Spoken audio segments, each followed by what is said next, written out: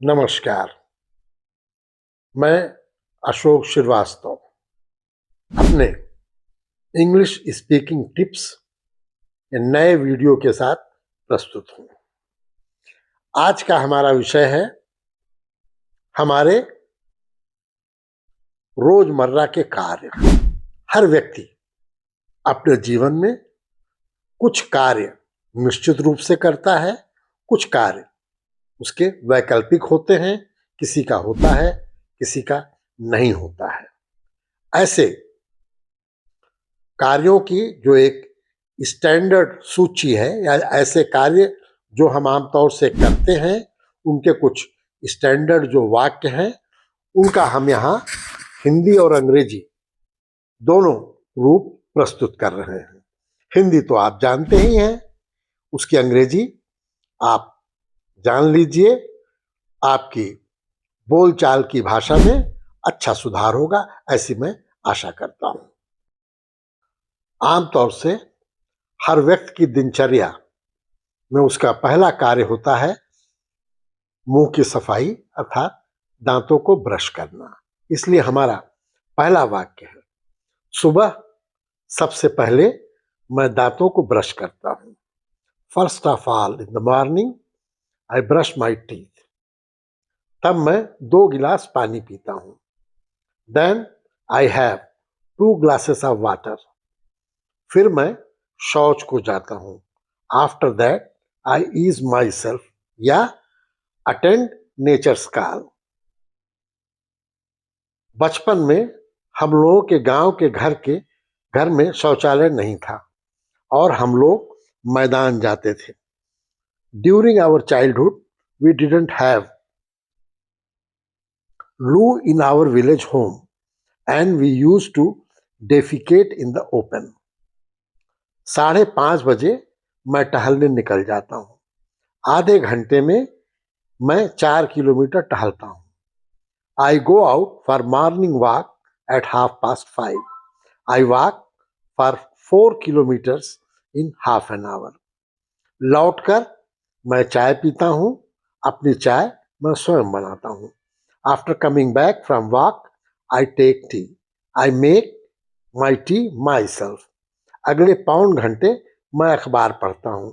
Next 3/4 of an hour, I read the newspaper.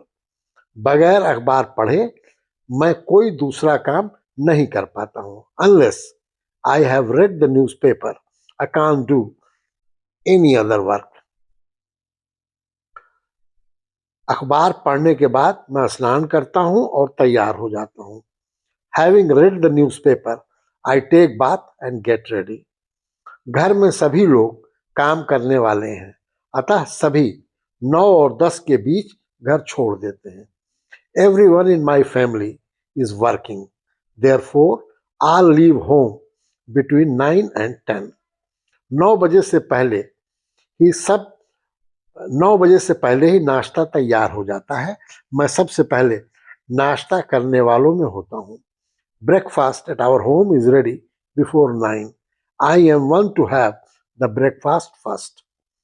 9:30 बजे से मेरा दफ्तर खुलता है। मैं 5 मिनट पहले ही पहुंच जाता हूँ।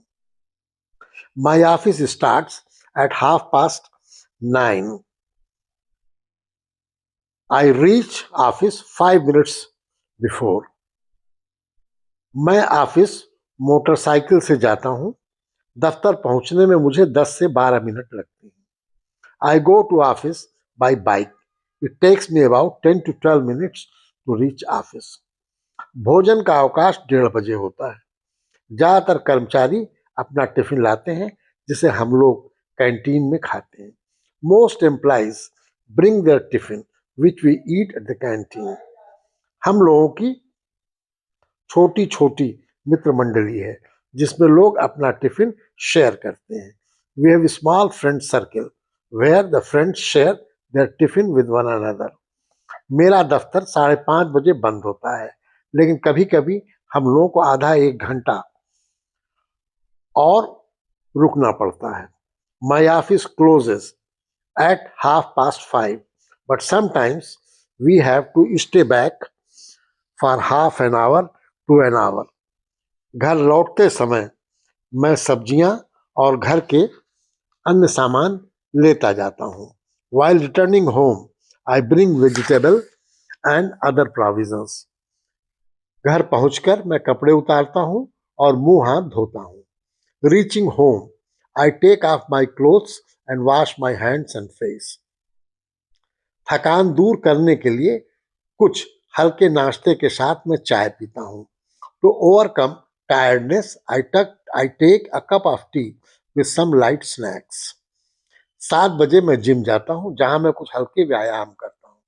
I go to gym at 7 where I take some light exercises. वहीं मेरे कुछ मित्र भी आते हैं जिनसे कुछ हंसी मजाक हो जाती है. Some of my friends also come there and we indulge in some banter. 8 से 10 बजे के बीच हम लोग टीवी देखते हैं और रात का भोजन होता है. We watch TV and also have dinner between 8 to 10. रात भोजन के बाद मैं थोड़ी देर बाहर कॉलोनी की गली में ही टहलता हूँ. I go out for after dinner walk on my colony street. सोने से पहले मैं कुछ देर बिस्तर में लेटकर पत्रिकाएं या कोई पुस्तक पढ़ता हूँ. Before sleeping, I read some magazine or a book in bed for some times. आमतौर से मैं 11 बजे तक सो जाता हूँ. Usually, I sleep by 11. सामाजिक मिलना जुलना तो आजकल केवल छुट्टियों के दिन ही हो पाता है. Nowadays, social visits are possible on holidays only. जब भी पिताजी मेरे पास आते हैं तो सोने से पहले आज भी मैं उनका पैर दबाता हूँ. Whenever father comes to my place, I press his legs before going to bed. एक सफेद कॉलर वाले कामकाजी व्यक्ति की दिनचर्या कुछ ऐसी ही होती है. A white collar working person has somewhat similar daily routine. छुट्टियों वाले दिनों की बात कुछ और है. उस दिन दिनचर्या कुछ और ही होती है. It's altogether different on holidays. The routine those days is quite different. छात्रों और गृहिणियों की दिनचर्या बिल्कुल ही अलग होती है. Routines of students and housewives are much different. आज का हमारा कोटेशन है The shell must break before the bird can fly. अर्थात